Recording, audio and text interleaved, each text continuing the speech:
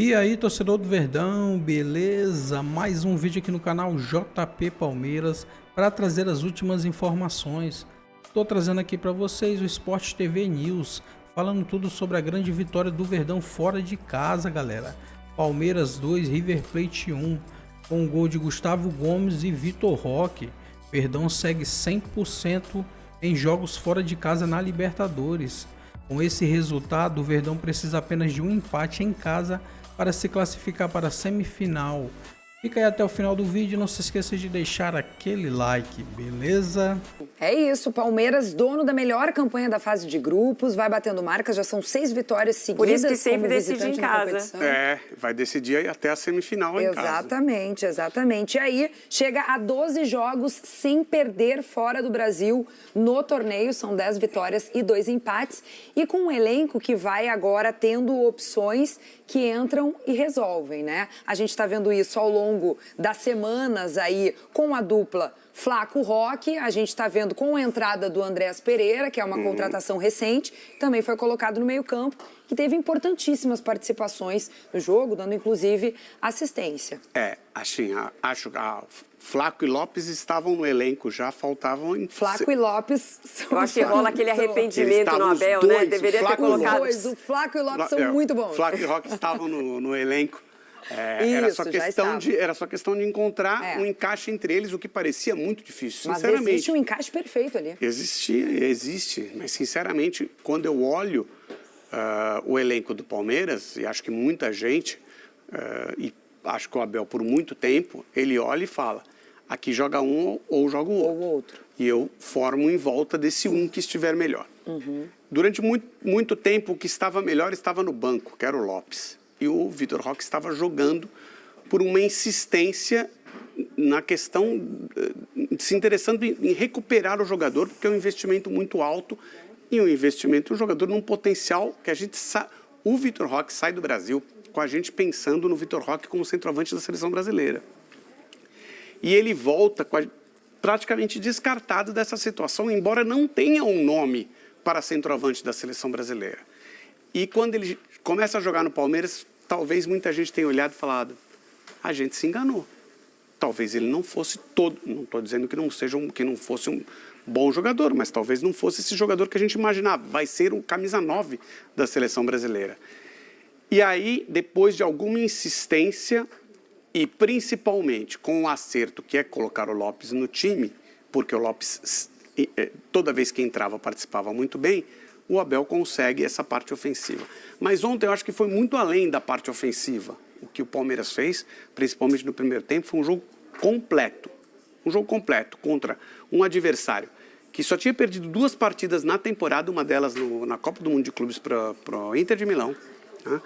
E que joga em casa com o apoio do seu torcedor. 80 mil pessoas. Sempre muito forte, mesmo quando não monta times de excelência. E eu diria que nos últimos muitos anos, o River, embora o Boca tenha feito a última final de Argentina, tenha sido do Boca, mas o River é o melhor time da Argentina nos últimos e fez um investimento grande para essa temporada também. 7, 8 anos, tá? Fez um investimento grande para a temporada. Metade do que gastou o Palmeiras, menos da metade, mas ainda assim... Para a Argentina, metade do que se gasta aqui. O principal time, um dos principais, o Palmeiras não seria o maior gasto, mas é um dinheiro maior do que o que se gasta aqui no Brasil. Se você comparar o cenário futebolístico da Argentina, o investimento que há lá, com o investimento que é aqui, quando alguém investe metade do que o Palmeiras investe, está investindo, na verdade, mais para o padrão local, né? Monta um bom time, tem o Galhardo, que é um técnico identificado, que tem história no clube. O que o Palmeiras fez no primeiro tempo, principalmente, talvez não desse para jogar o tempo inteiro daquela maneira, e por imposição do River. Não, tem mérito do River, das alterações que o Galhardo fez. Né? Mas o primeiro tempo foi algo de excelência. Acho que um resultado gigante do Palmeiras, fora da sua casa, nesse caldeirão que a Joana bem lembrou, com mais de 80 mil pessoas. É impressionante ver o estádio abarrotado de gente daquele jeito. A gente sabe que o torcedor do River é muito apaixonado, empurra muito o seu time, mas eu acho que é isso. Não dá para olhar para esse resultado, Joana, ainda que a diferença seja de um gol, e lamentar de forma alguma. Acho que o torcedor não está fazendo isso, ou pelo menos não deveria, né? Não, eu acho que o torcedor criou expectativas altas pelo primeiro tempo que o Palmeiras fez. Sim. Porque o segundo gol do Palmeiras sai no momento que o River estava tentando se recuperar no jogo também. Então, você vai para um segundo tempo com 2-0, obviamente que você cria expectativas. Aí, talvez tenha um pouco... Até vamos voltar para a história do primeiro tempo. Em tese, em relação ao último jogo do Palmeiras contra o Internacional, a gente só viu uma alteração. A entrada do Andrés Pereira no lugar do Facundo. Mas a movimentação do Palmeiras foi totalmente diferente. A gente viu, por exemplo, o Aníbal Moreno... estava jogando praticamente como um terceiro zagueiro, né? Sim. Movimentação defensiva ali do lado esquerdo, dava o Piquerez com muita liberdade no corredor, e aí o Felipe Anderson fechando ali pelo lado esquerdo. Você via o ataque do Palmeiras com o Vitor Roque e o Flaco, e com 2 meias, e aí a entrada do Andrés Pereira. Um pouquinho mais pelo lado direito, Felipe Anderson pelo lado esquerdo, Lucas Evangelista ali também compondo no meio campo. O que aconteceu? O Palmeiras conseguia fechar o meio-campo de uma tal forma que o River não conseguiu machucar o Palmeiras em nenhum momento no primeiro tempo. Acho que não teve nenhuma finalização no gol. Então, você vê como foi o primeiro tempo do Palmeiras. E o Palmeiras muito agressivo, uma postura bem diferente, jogando nesse ambiente hostil, mantendo a bola no seu campo de ataque. Então, foi um primeiro tempo perfeito. Aí você tem um outro treinador, um grande treinador. Até tem uma palavra que o Abel usa na coletiva, que ela puzzle, né? Ele usou o termo puzzle, que é essa questão de encaixe. Impressionante como o Andrés Pereira encaixou perfeitamente, com muita rapidez, né? Ali parecia que estavam jogando há mais tempo juntos, né? Andrés Pereira com o Vitor Roque, com o Flaco, tudo funcionando muito bem. No segundo tempo, tem as alterações do Galhardo, né? Porque ele tira o zagueiro que não estava conseguindo segurar o Dias, né? Que não estava conseguindo... Que estava com cartão já. E o Palmeiras também tinha 2 cartões amarelos no meio campo, então precisava fazer a alteração.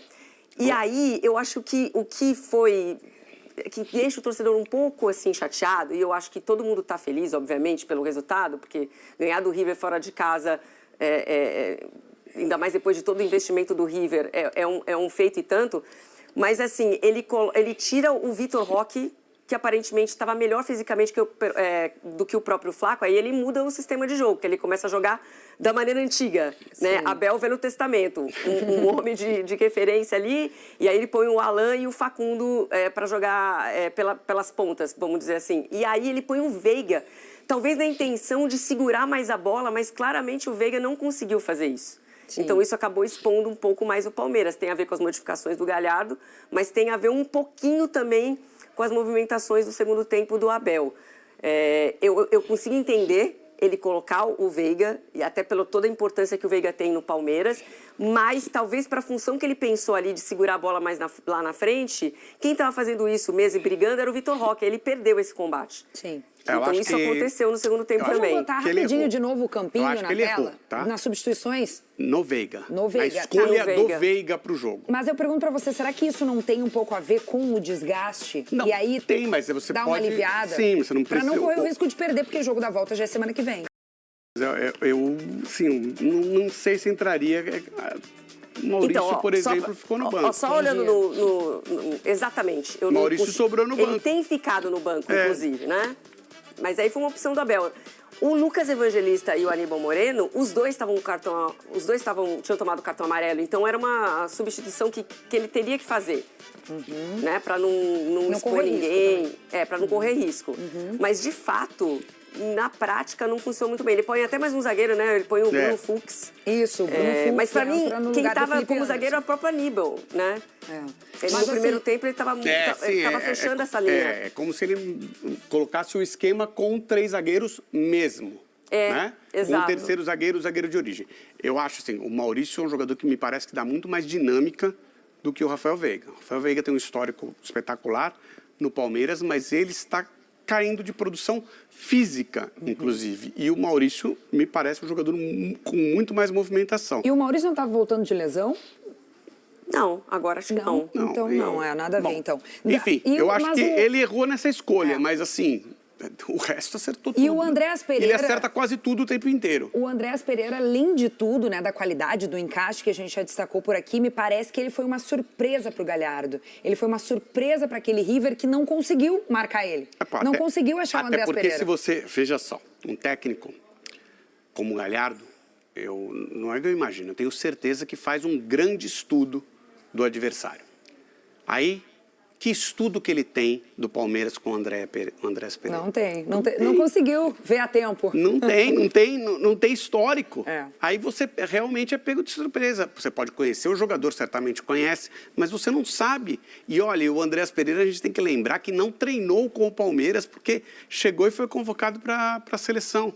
Então, ficou o período que ele ia aproveitar lá para conhecer os companheiros. Foi curto, né? Foi reduzido, digamos assim. Vamos dar uma olhadinha numa arte que a nossa equipe preparou para mostrar para vocês um comparativo entre o Galhardo e o Abel Ferreira. Na tela, a gente vai colocar as diferenças entre os dois treinadores, tá? Aí, ó, 106 jogos do Galhardo pela Libertadores, 49 vitórias, 39 empates, 18 derrotas, 180 gols das suas equipes, né, foram marcados e 96 gols sofridos. O Abel Ferreira, na Libertadores, na competição continental, 61 jogos, 41 vitórias, 15 empates, 5 derrotas, 144 gols marcados, 43 sofridos. O aproveitamento do Galhardo é excelente. O Galhardo tem 18 derrotas em 106 jogos. Isso aí dá uns 15%, sei lá. É menos de 18%, tá? Mas se a gente dobrasse o número de jogos do Abel e mantivesse o número... Calma que eu vou chegar ali. Desculpa. 10% de 61 jogos é 6, vai? Para arredondar, né? O Abel tem 5 derrotas. O Abel tem menos de 10% de derrotas. Menos de 10% de derrotas. Então, assim, o aproveitamento do Galhardo é sensacional. O do Abel é um negócio espetacular. Espetacular. Promete muito para esse jogo de volta, inclusive. Vamos lembrar que esse confronto já existiu na campanha da Libertadores do Palmeiras 2021. E vocês lembram do susto que foi? Porque o Palmeiras ganha de 3-0 do River. River de Galhardo. Isso jogando em casa. Então, jogando... O Palmeiras ganha na Argentina. Ganha na Argentina. Não, jogando em casa tomou o susto mesmo com folga. Exatamente. E aí tomou 2-0 e sofreu o jogo todo. O jogo todo. E já que, para usar o puzzle do Abel, já são treinadores que já se enfrentaram, se conhecem, se estudam, tem esse histórico na Libertadores também, a grande questão é essa. Tinha muito mais dúvida em relação à escalação do Galhardo, a composição do River Plate para esse jogo em casa do que fora, porque fora a gente, né, no Allianz a gente já imaginava que ele jogaria com 3 zagueiros, mas ontem não funcionou. E aí ele faz alterações, no segundo tempo ele ganha o meio de campo e começa a conseguir, né, a incomodar mais o Palmeiras. Aí fica essa coisa do puzzle para esse jogo de volta. O que o Abel vai poder oferecer de efeito surpresa, já que com certeza ontem foi esse encaixe e a titularidade do Andréas Pereira, e o que o Galhardo vai trazer para esse jogo aqui no Allianz. Bom, a gente estava falando do Antigo, do Velho Testamento, tem a velha guarda e a nova guarda, digamos assim, né? A Galhardo não é tão velha guarda assim, não. O Abel está querendo envelhecer mais as pessoas. O Galhardo tem 49 anos só. Essa final que foi para a Espanha foi porque teve uma tremenda confusão na Argentina. A final era Boca e River, teve uma briga e a final o River deveria ter sido penalizado por conta dessa briga. Mas acabou tendo o jogo lá em Madrid e uma final da Libertadores na Europa, para você ver. E aí o Abel lembra desse episódio. Ô, Joana... Oi. Que ele estava fazendo uma pesquisa aqui, o Maurício acho que está voltando de lesão. Tá, por isso ele ficou no banco também contra o Inter e não entrou. Eu não sei se foi de fato uma lesão constatada, talvez por isso a gente não tem essa recordação. Ele tem dores na lombar. Somos dois. Somos dois. Tu entende, Maurício? Tenho entendido. Tem 2 noites que eu não durmo já direito. O Veiga também ficou um tempão com a justificativa que estava tratando um incômodo no pubis, né?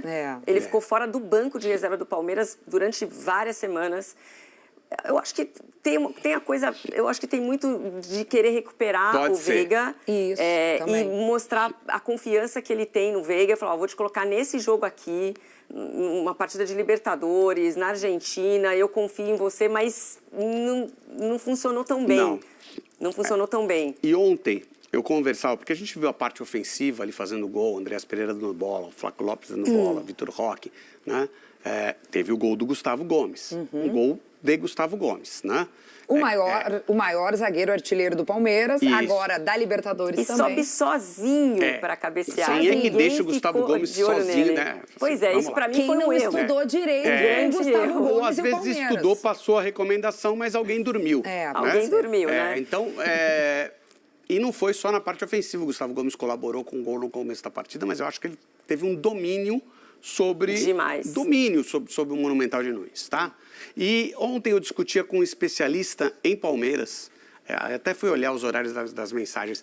Tinha mensagem às 11h40 e a discussão se estendeu. Não é que ele não se estendeu, não, ela recomeçou às 5h10. Pessoa que acorda cedo também, né? Sobre o maior zagueiro da história do Palmeiras, que a gente chegou à conclusão de que é o Luiz Pereira. O Luiz Pereira, que eu tive a oportunidade de ver jogar no final da carreira. O Luiz Pereira jogou no Palmeiras durante muitos anos, foi mega campeão pelo Palmeiras, mas jogou um pouquinho no Corinthians também e jogou na Portuguesa, e eu era gandula do Luiz Pereira. Então eu pegava a bola do treino do Luiz Pereira. Então eu vi de pertinho, é o maior zagueiro da história do Palmeiras, sem dúvida. E a gente tentava buscar outro que pudesse competir com o Gustavo Gomes. E apesar do Palmeiras ter Antônio Carlos, Kleber, Roque Júnior, esses os mais recentes, e aí você vai para trás, você tem o Valdemar Carabina, o Valdemar Filme, que tem busto no Palmeiras, tem estátua no Palmeiras, só que ele jogou mais como volante. Você sabe que para ter estátua no Palmeiras, você só pode ter jogado no Palmeiras. Você não pode ter jogado, ou seja, nunca mais ninguém vai ter uma estátua no Palmeiras. Acabou aí. Né? Mas talvez possa ser revista essa exigência. O Oberdan Catani, que é o goleiro histórico do Palmeiras, ele jogou no Juventus no final da carreira, mas ele ganhou a estátua depois de morto e foi aberta essa exceção. Mas tem que ser jogador só do Palmeiras, ou seja, nunca mais vai acontecer. O Valdemar Filme jogou em 2 times. Ele jogou no Palmeiras e no Palestra Itália, que é o Palmeiras, né? É um jogador E mesmo assim a gente foi lá atrás e chegou à conclusão de que o Gustavo Gomes só tem comparação com o Luiz Pereira. Entendeu? Nesse nível. Só nesse nível. Só nesse nível. Acho que a zaga da história do Palmeiras já é essa. É um jogador... E eu acho interessante a gente chegar nessa conclusão. Quer dizer, que a gente já sabe que ele é o maior da história do Palmeiras, eu acho que isso não tem nem muita discussão. Mas ele teve momentos difíceis esse ano e foi criticado. Mas ele chega nesses momentos decisivos, ele sempre resolve, ele sempre aparece. E o jogo de ontem... o Vitor Roque acabou saindo como Hero of the Match, com todo o merecimento. Aliás, o Vitor Roque fez 3 gols contra o Internacional ontem, fez gol de novo. Então, você vê que está numa fase ótima. Mas a importância da proteção que o Gustavo Gomes dá, e mesmo assim aparece com perigo ali, e foi o autor do primeiro gol. Aliás, é uma vantagem que surgiu para o Palmeiras muito cedo. Acho que foi com 6 minutos que saiu o gol de cabeça. E que também mostra a variedade, uma jogadinha extra que o Palmeiras tem agora. Porque o Andréas Pereira é muito bom de bola parada também. Então, ele é um jogador versátil que pode ser utilizado de várias formas. Ontem ele formou essa dupla no meio campo com o Felipe Anderson, funcionou super bem. O Felipe Anderson também, que foi super criticado, está numa fase boa também. Então, eu acho que agora também faz parte, aí voltando para o assunto do Veiga, faz parte do que o Abel faz no Palmeiras, tentar recuperar esses jogadores. Acho que foi uma tentativa a entrada do Veiga para dar um pouquinho de motivação, porque ele realmente perdeu a posição. Se for parar para pensar... Com a entrada do Andréas Pereira nessa função, o Veiga hoje, se o Maurício seria o reserva imediato, tá numa briga, estaria num terceiro jogador para essa posição. Imagina, o Rafael Veiga. Então é difícil, ele não pode perder o elenco, então eu consigo entender essa modificação. É uma grande concorrência mesmo. Muito grande. O Rafael Veiga, porque do time do Abel, aquele primeiro time do Abel, você tem 3 jogadores no elenco Rafael Veiga, o Everton e Gustavo Gomes. 3 jogadores. Rafael Veiga não... tudo diferente. Os dois, o Everton e Gustavo Gomes, são titulares. Rafael Veiga já foi para o banco de reservas e existe uma tentativa de recuperação dele. Eu acho, sinceramente, que a gente ainda vai ver o Gustavo Gomes por muito tempo e que o tempo do Rafael Veiga e do Everton também está se esgotando. O Everton ontem cometeu um pênalti. Vamos dar uma olhada nessa imagem? Eu já estava aqui, ó, a ponto de chamar e você foi mais rápido. Bobo, um pênalti bobo. Vamos entender esse lance, porque ele subiu com o joelho nas costas do jogador do Montiel no segundo tempo. Deu aquele friozinho na barriga do torcedor palmeirense. Tu não acha, Lofredo? Eu acho. Tu não acha, João? Total. Completamente. Olha só como é desnecessário. O goleiro tem que subir com proteção, tá? E muitas vezes o goleiro sobe com proteção, com o pé até mais alto, com a sola levantada, que é para mostrar para o jogador que está vindo de frente, ó, não chega aqui que você vai se dar mal, tá? Mas corre o risco, porque afinal é algo que põe em risco o adversário. Subir com o joelho nas costas do adversário, aconteça o que acontecer, pode ser chamado de proteção do goleiro. Ah, mas eu sim, gostava de brincar no gol e, obviamente, ainda sou pequeno, eu saía desse jeito. Mas você tem que pensar o seguinte, se eu acertar, vai ser falta, tá? E ele acertou e acertou em cheio. E o Palmeiras se livrou desse pênalti que ia ser dado, o VAR chamou, para apontar o pênalti. O VAR chamou a instrução do VAR, e é muito interessante que o árbitro está com áudio lá, né? E aí facilita para você entender, principalmente para o estádio. O árbitro fala: o VAR percebeu uma infração do goleiro dentro da área. Aí ele, pero. Aí a torcida, aí a torcida do River comemora. Foi assim mesmo. Mas havia impedimento. Pero. Exatamente. Havia impedimento. Aí a torcida. Que loucura, até o Galhardo, né? A gente consegue ver a imagem dele, ele fala assim, poxa vida. Né? Então, assim, o VAR foi... É igual o lance do Botafogo com o Mirassol ontem. O VAR tem que chamar... E por que tem esse procedimento todo? Esse procedimento é para mostrar, olha, a gente teve a percepção de que a jogada foi faltosa. E esse é o mesmo procedimento do jogo do Botafogo. A gente teve a percepção de que a jogada foi faltosa. Mas, antes de tudo, antes de acontecer... mas não é só o VAR falar no ouvido do árbitro, não. Isso tem que ser explicado para todo mundo. Essa jogada faltosa não nos passou impune. Ela ia ser sancionada. Mas tem outra irregularidade antes e por isso, tanto que ele toma cartão amarelo. Né? Exatamente. Mas é isso, o pênalti foi anulado, não aconteceu, para o alívio do torcedor palmeirense. E é isso, o papo tá muito bom, pero tenho que me despedir da Joana, que vai seguir sua jornada hoje. Qual é a programação da Jojo? Tem o Taon, gente. Taon, mas não tá no Redação. Não, no Redação não, vou pro Taon. Tem que é moderado, entendeu? A minutagem tá retornando. Tá. Então é isso, torcedor do Verdão, valeu por chegar até aqui no final do vídeo, não se esqueça de deixar aquele like, beleza? Se você ainda não for inscrito aqui no canal, já se inscreva, ative o sininho de notificação para não perder nada que eu posto aqui no canal. Falou e até mais!